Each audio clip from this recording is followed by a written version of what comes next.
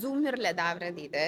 Aha. Boshqachasiga ular aynan hayot bilan ish balansini xohlaydiganlar, Hozirgi o'zini paytda qadriga potensial yetadiganlar. xodimlari, ha?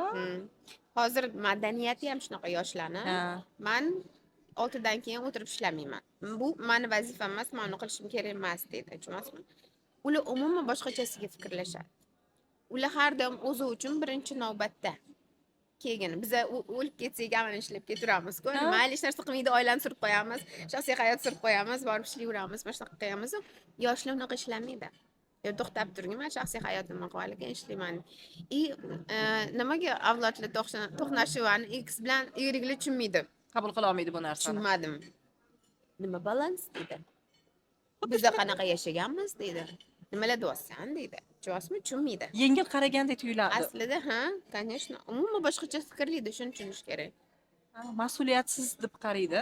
Qadriyatlari Yuqori boshqacha avlod vakillari aynan Z avlodga o'ta mas'uliyatsiz, beqaror va betayin deb qarashadi. Mana shunaqa betayin, ta'rif eshitganman. aniq betayin. Nimaga betayin deb qarashadi?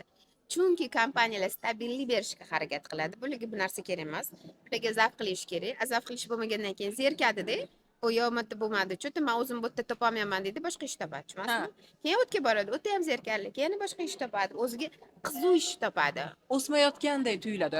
Ular o'ziga O'smayotganda ham, o'zini yo'nalishini topolmayotganda ham eshitganmiz kattalardan, o'zim yo'nalishimni qidiryapman, oliy maqsadimman, предназначение Yo'q. deydi.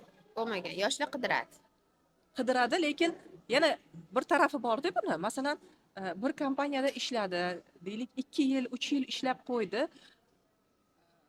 U xodimni yuqori maosh bilan ham, gamifikatsiya bilan ham, yuqori lavozim bilan ham ushlab qola olmaysiz.